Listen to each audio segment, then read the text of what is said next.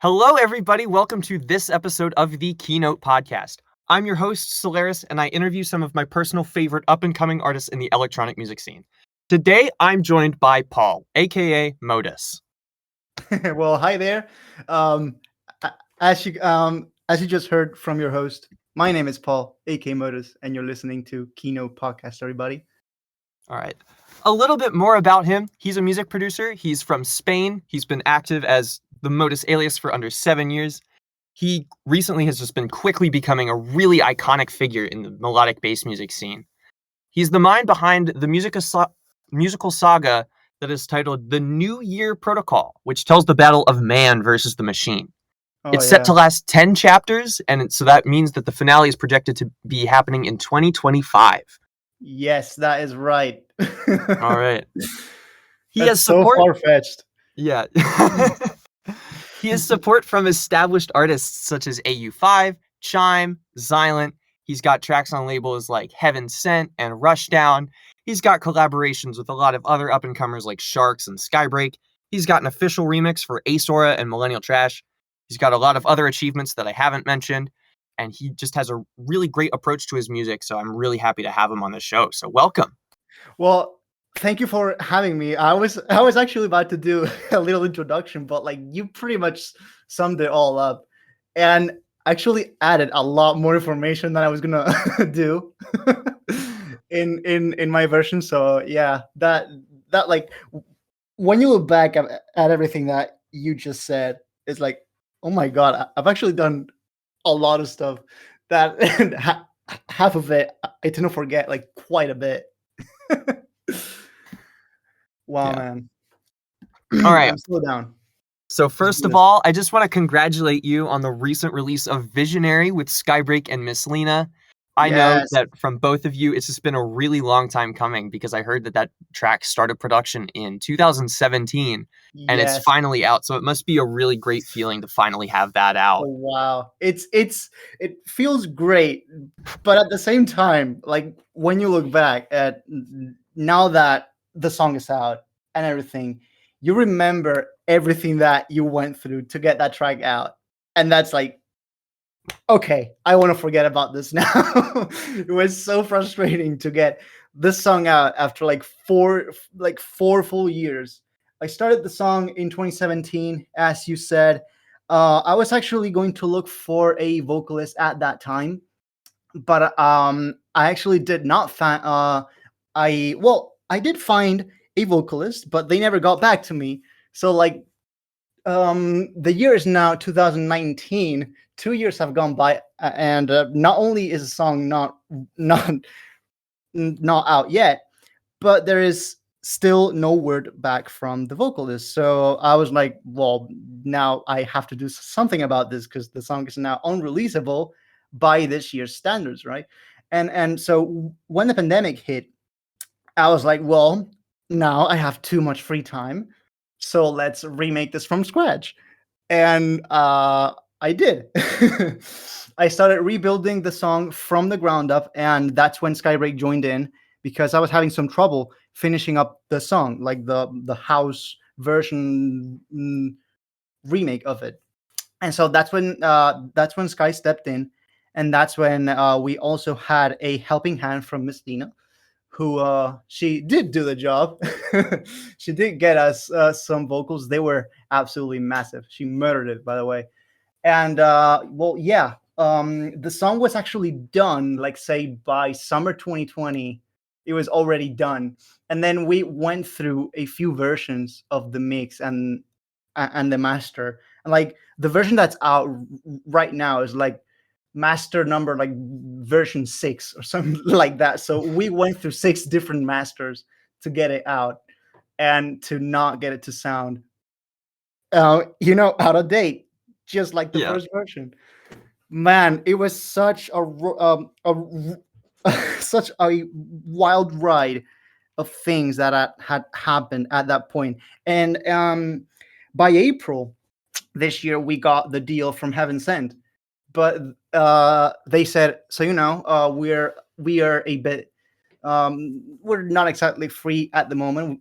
We have a ton of songs to go through first. Why not release for September? And I'm like, that's 5 months from now. You know that, right? But we still did it. We went ahead with it because we knew how huge an opportunity it was. And we went for it. I waited 5 months. We all waited 5 months for it to drop. And then, yeah, it did drop. And I feel really good now because it's finally out and I can move on to more things.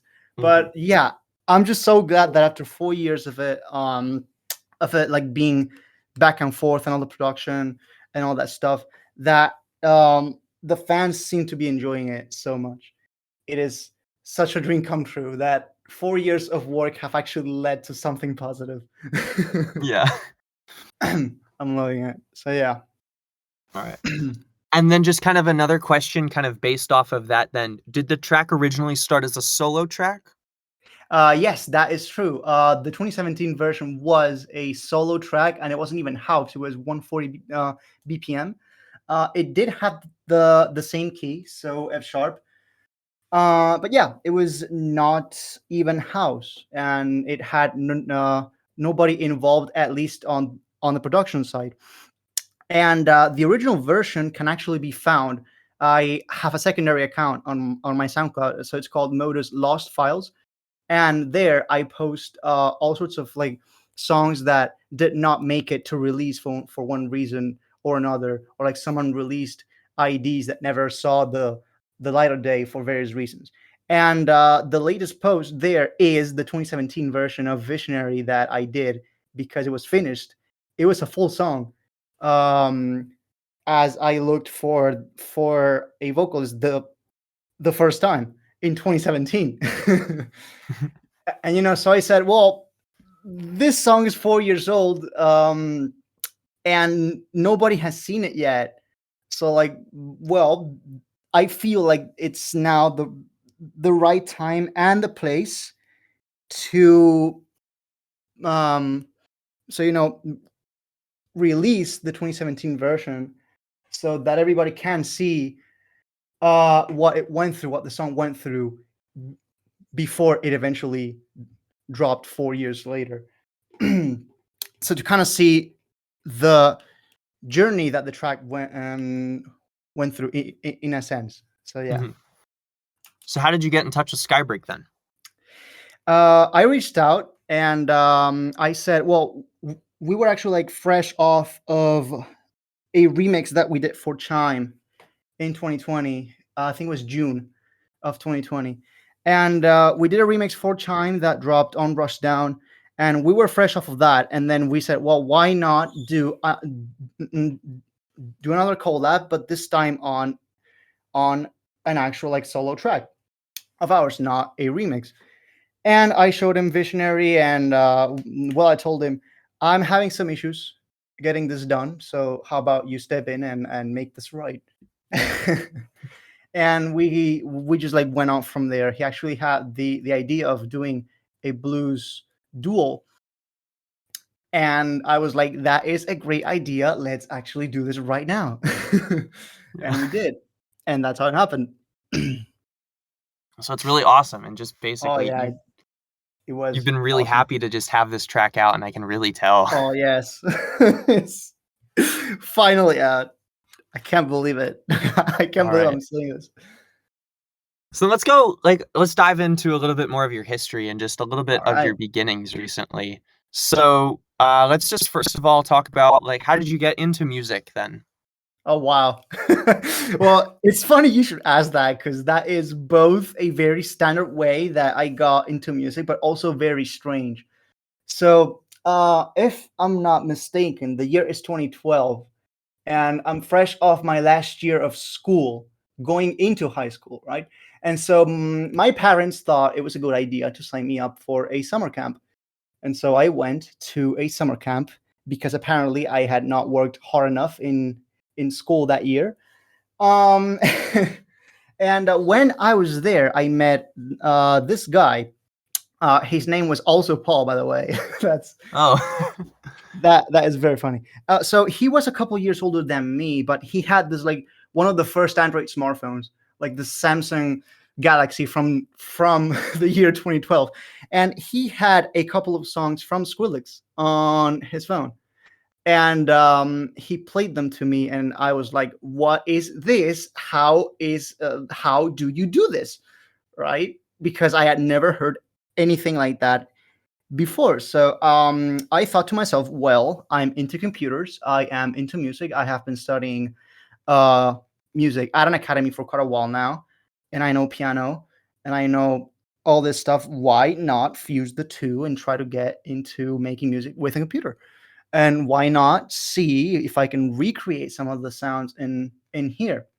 So 2 years later, I downloaded a demo version of FL Studio, and that's how I sort of got into things. And then I eventually bought the software, and that's when I would say it got serious, right? So say in 2016, when I first dropped the first episode of my series, of the NYP series, um, that's when I would say that it got serious. And then a few years later, a few label deals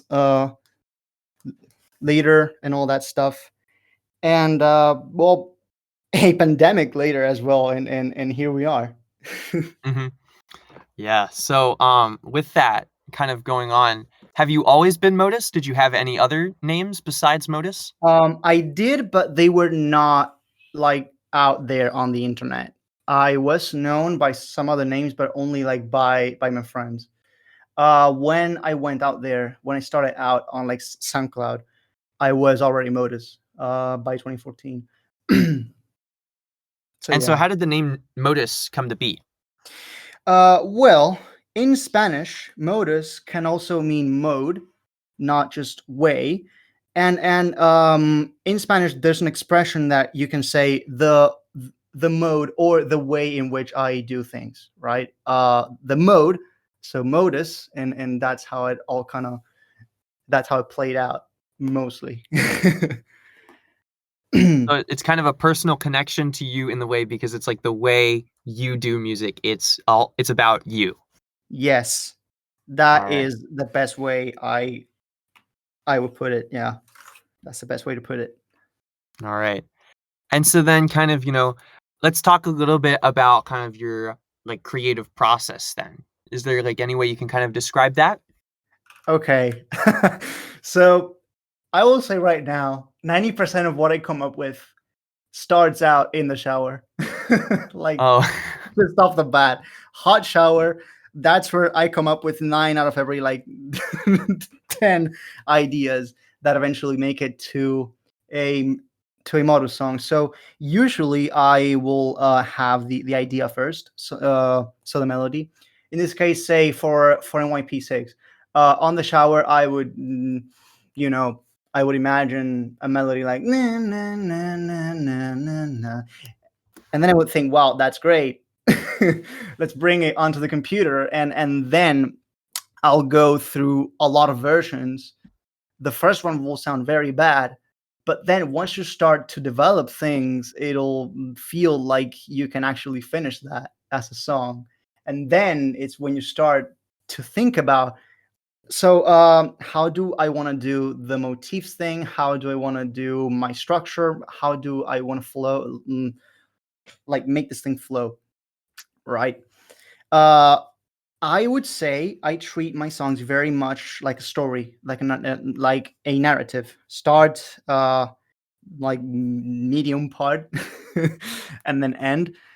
But within that, I have a license to say I have a motif that starts out, but then it repeats at some other point to signal that there's a recurrence.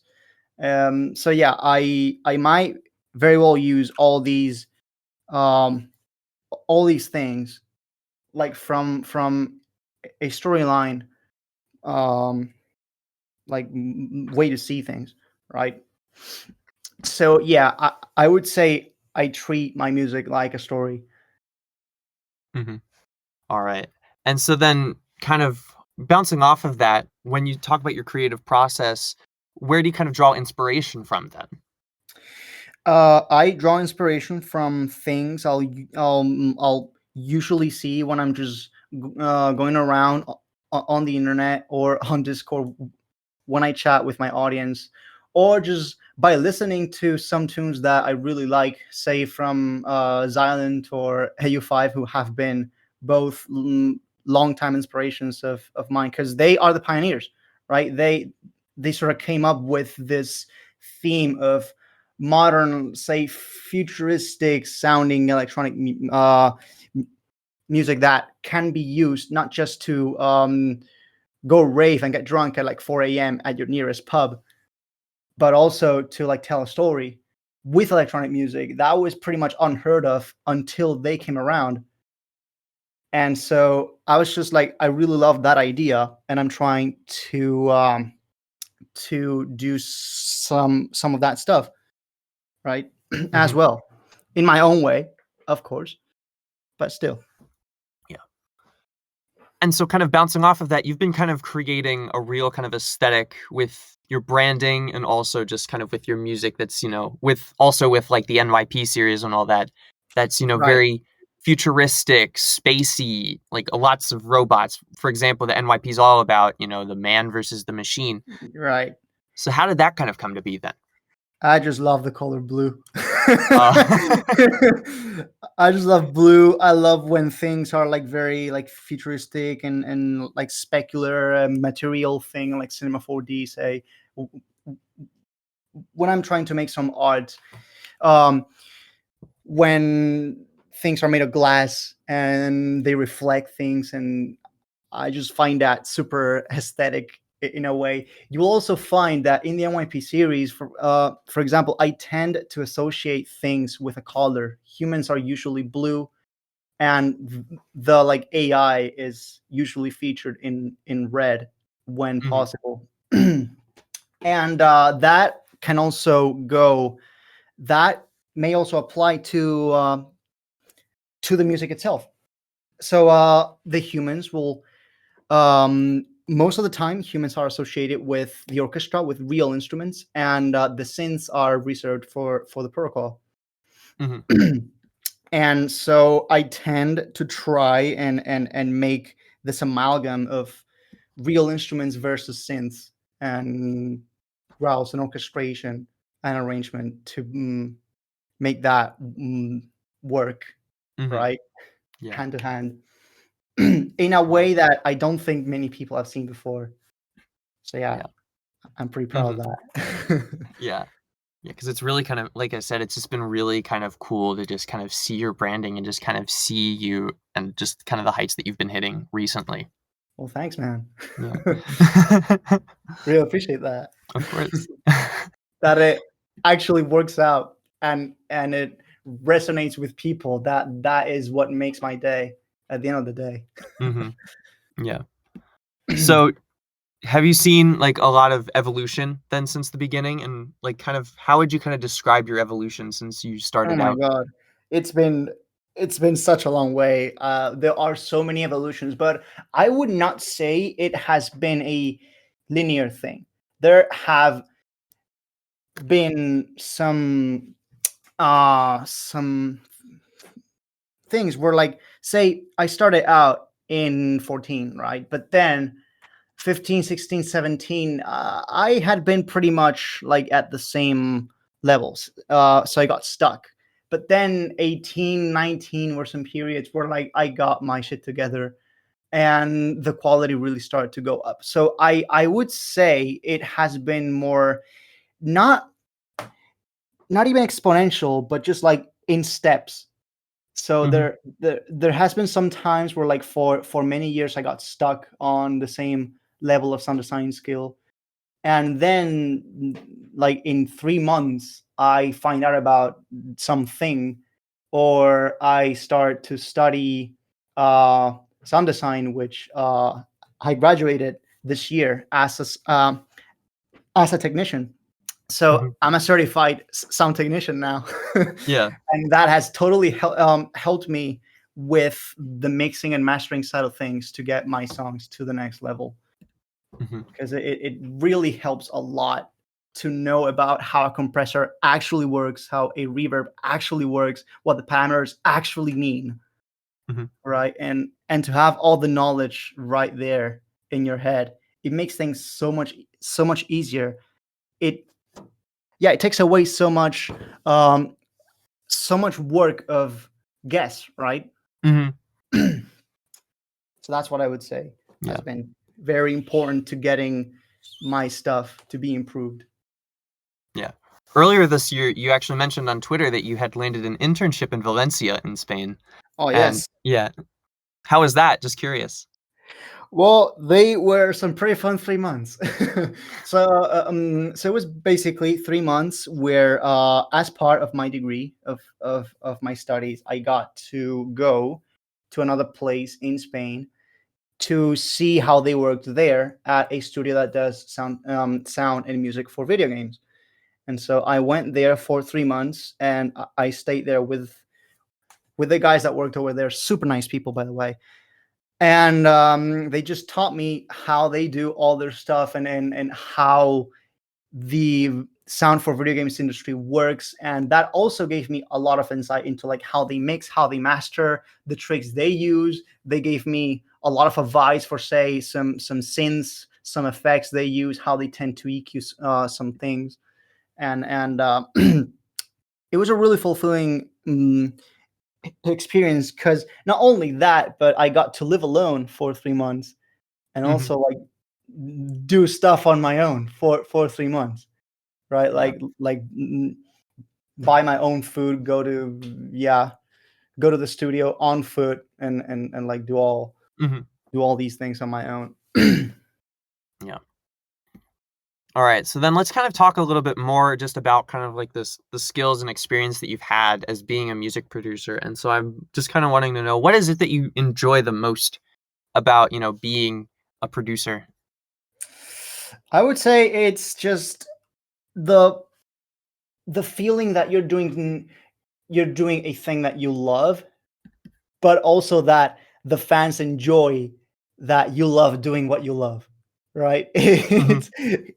It's a fairly weird thing to say, yeah, but like, you love doing what you do, and then fans also love your work, so the fans love you back. That's what I would say is the best feeling, the best thing about being a producer, because you get to make art. You get to make things that nobody has seen before. And there are a lot of people out there who will say, "Oh, I like your work, so let's elevate it and let's get it out there," right? And that's, I believe, is really important for a producer to know that you're being backed up by so many people. And it just makes my day, man, to know that there are so many people out there who are willing to at least hit play on a New Year Protocol song, for example, and try to understand my like weird world of humans versus machine. So yeah, man. Yeah. So then, relating to what you said about the New Year Protocol, I kind of also wanted to talk about your countdown alternate reality games that you've also been creating. How do you Now go that's a about deep something one. like that? Now that's a deep one. Not many people know about that, actually. It's just like usually reserved for the hardcore fans out there. So it's funny you should mention that. Go ahead. Yeah, I do some I do some deep digs on everybody every time I want to interview them. And one of the things that I wanted to talk about was actually this, because I noticed that you had been doing it, and I noticed somebody in your server who had like an ARG master role as well. So oh my, you know everything, man. You've been there.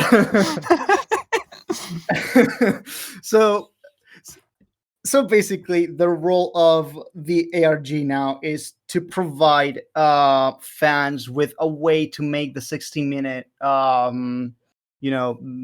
thing for the premiere much more interesting, much more entertaining. So they actually have something that they can do while the 60 minutes are counting down. Not only that, but I also take advantage of those 60 minutes to try to explain things in the story that I ran out of time to explain in the actual song. So things like, how did we get to this stage or this part of the story, that might actually be explained in the countdown, whilst you're also solving the ARG.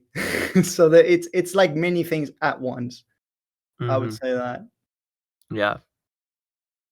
So then, kind of going back to the question that I asked about what it was that you enjoyed the most, on the other hand of that, what has kind of been like the most challenging aspect that you've encountered during your journey? Oh wow. I would say for sure getting opportunities to play live. I hate how much harder it is for somebody that's not in the United States to get an opportunity to play live. I hate how much harder it is for people abroad to play live.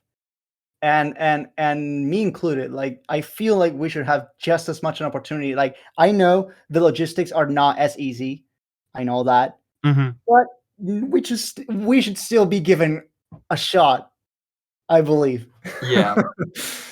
That's what I would say is totally the thing that has escaped me the most, and I've tried real hard to see if that is possible. Because here in Spain, yes, there are some gigs you can do, but not many people will attend them. Here, it's an extremely niche thing, and I would like to say we're 20 years behind everyone else when it comes to music tastes here in You have to go to Ibiza, man. at least in my honest opinion, I would say that. But yeah, like when I play live here, it's not the same feeling because there's like 5 people in the stage, and it's not the same vibe. And you also don't get paid. It's actually the opposite way. Like, you have to pay to rent the local at which you're going to play, and you're in charge of selling the tickets, and which honestly makes no sense. Yeah. Yeah. So yeah, I just hate how hard it is for somebody outside the US to get an opportunity for that. A lot of the guests that I've been talking to on this show usually are from like the States or from Canada too, because there's also a lot of attention Right. in Canada as well. And they've been talking about, kind of what it's like with the whole live sets. But then when I talk to people from, for example, Europe, or when I talk to Darby, who's from Australia, Right. they kind of have been really thankful for the pandemic and just the increase of URL festivals. Oh What's your yes. opinion on that? I absolutely agree. It's been so fun getting to have all these opportunities, like new opportunities that have been caused by a world altering event. But at the same time, while you have downs, there are some ups to the pandemic, and that's that there have been more URL fests. There have been more opportunities. For example, if there were no pandemic, I would not have thought about selling a sample pack. Yet when I did, I made more money during these 2 years than my previous 5 years combined. So, for example, with the money that I earned from the Supernova pack, that was the first one I dropped last year, I had enough money to build a new home studio, which is the one I'm sitting in right now. Oh, wow. And so I'm really thankful for that. And yeah, it's brought a lot of opportunities, but at the same time, it feels like, for example, in URL Fest, you don't get paid either. So Yeah. it's sort of hard to manage. Yes, you get paid in exposure, but that's not how you get food on your plate, right?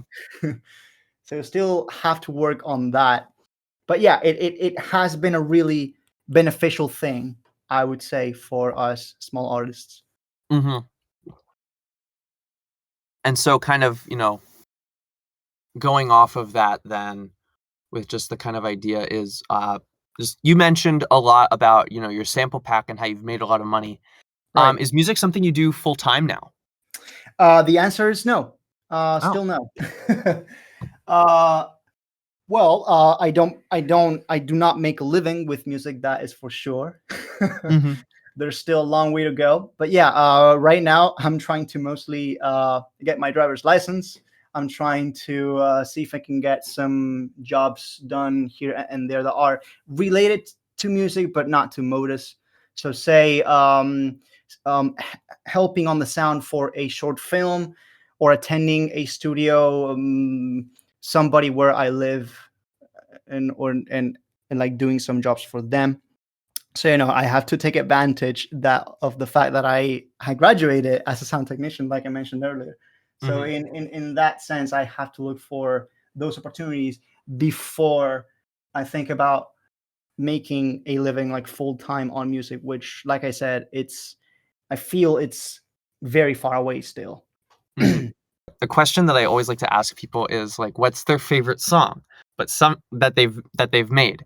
But sometimes people just be like, oh, it's not out yet. So I always like to limit it to this.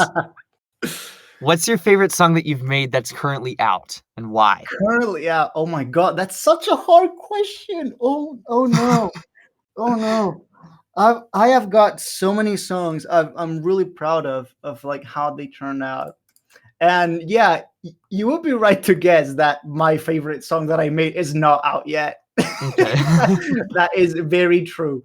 But say if I was hard pressed to say about a track that is already out, I would say either The Astral Realm, for how cinematic it is, and how well we pulled off the whole story thing with Agent Hmm. and all that. But maybe Over Me as well. In fact, I'm Hmm. working on a sequel for Over Me that's not out yet. Ooh. but it's much cooler. With the recent kind of building that you've had of just trying to, kind of create a music career right now, if you didn't have a music career, what do you think you would have been doing? I'm just curious.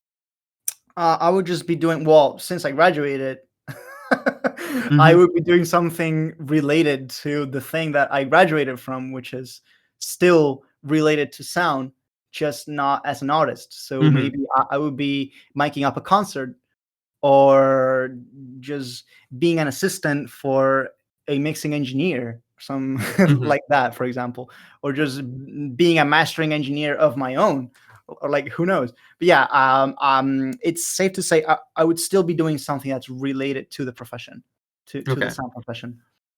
So then would you say that kind of music has played like a huge part in your entire life then? It has. I got my first piano since I was 2. Hmm. I got my first piano at 2, so my parents bought it, and I played the living hell out of that piano. I broke it because I could not stop playing it. It broke from the so many times that I used it. And since then, I got a slightly better piano. It's an 88 key Roland, but Yeah. I've been using that since to like do my improvisations or get some recording done for an idea or something. Hmm. I have a piano background. I've been I've been a pianist all my life. I have not finished my piano studies. I stopped at like halfway through. I Hmm. stopped to focus on my like senior year of high school, because it was getting fairly tough at the time. But I still have studied a lot of like music theory and harmony and all Hmm. that. And I would say I have enough of a background that I can go off of that to create mm, music of my own and have it make sense. Hmm. Yeah. And so then kind of, going on with that, another question that I like to ask people always is just about their like dream collaborations. Is there anybody who you want to collaborate with? It doesn't matter whether or not you know them personally. I just kind All of want to right. know who you would love to collaborate with and why. Okay. One of them, I'm not gonna say because it's already happening. Okay, that is So exciting. you guys hold on to that. It's probably gonna come out next year, Ooh. sometime 2022, sometime. So don't get your hopes up just yet. But two other people I would like to call out with is what I mentioned are my longtime inspirations, Xilent and AO5. And why do I say that? Because not only is my style fairly similar to them, but as I said, they are the pioneers.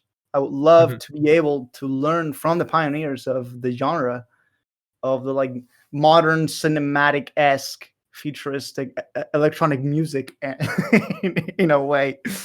Yeah. And yeah, from the color bass side, I'm already Mhm. working with somebody on a big track.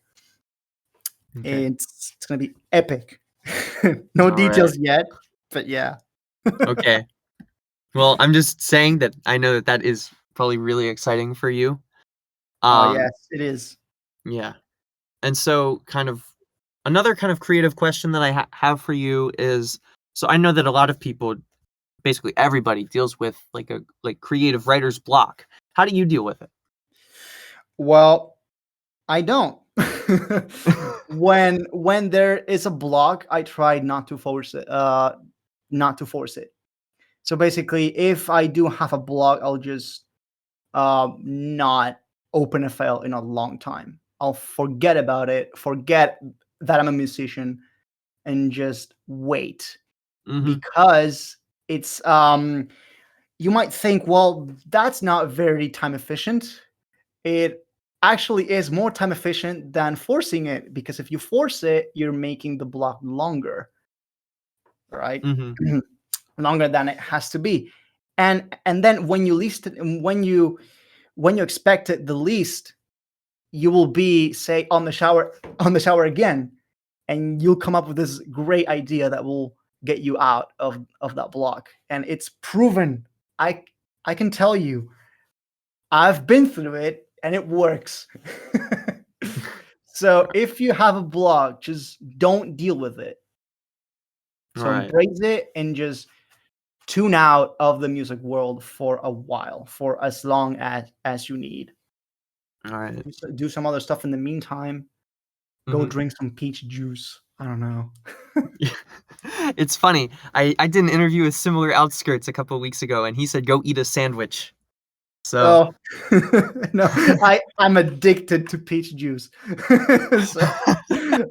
So that's my way of saying go eat a sandwich. Go hmm. drink some peach juice. All right. Okay.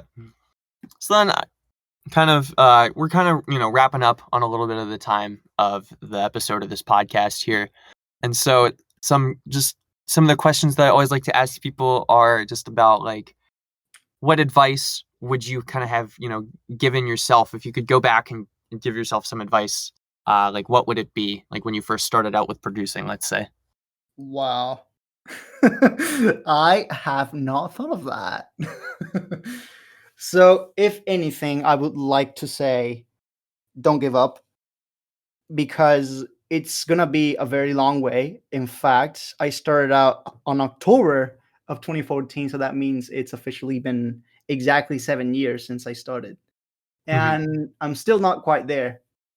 But yeah, I would like to say that 14-year-old me, please do not stop, because you are going to get a lot of backfire. You are going to be told it's not worth it. And yes, I won't say it's easy. It's very hard. It's very, very complicated to get to a point where you can be known in most places and get live opportunities, not even just around the world, but like, say, just in your local place, or where Hmm. you live. It's not easy, but it can be done. You just have to work hard enough. Yeah. All All right. right. And so then a related question to that is kind of, what would the advice be to the next generation of producers who are starting out? Wow. Well, I see, because they tend to start really young, say at the age of what, 13 years old. They're already making sick tunes, and it's um l- like, don't allow yourselves to be fooled by everything that happens on the internet. The internet right now is a dumpster fire of canceling, of hate. you should be able to not be fooled by Okay. that. You should just go about, do your own thing, and whenever you feel like you're going to get scammed, listen to your instinct. So my last question for you is about like what's next. Are there any, plans for the future that you want to kind of, talk about that are expected that of course you're allowed to talk about? Like Well, not necessarily allowed, but let's say they're pretty epic. So, some of them are short term, others are more long term, with like the NYP series set to end in 2025. I have no idea what I'm going to do in 2025. yeah. But let's talk about But- just like next year. Yeah, next year I've got some power moves planned. Okay. At least they're planned. Whether they happen or not, it's half of it is up for me to decide, and the other half is not. The other Okay. half depends on some random factors. But I'm just gonna work on my half and doing what I can to ensure that those plans come to reality and that they do happen. And if they do happen, they're gonna be pretty epic. All right. And is there anything else you wish to mention before we part ways? I should mention, well, I've been Paul, aka Modus. Enjoy your rest of the day, whenever you might be listening to this podcast, and Okay. just have a great day overall. All right. So then that's going to do it for this episode of the Keynote Podcast. I'd just like to give a huge thanks to Paul for being on the show and just being so nice to talk to. No problem, man. So yeah. honored to be here. So I'll be linking all of his social media in the description of whatever platform you're listening to this podcast on. Anyways, I hope you all enjoyed today's episode. And if you did, please be sure to give me a follow. And I hope you all stay tuned in for next week. I'm Solaris, and I just interviewed Paul, aka Modus. Thank you for listening.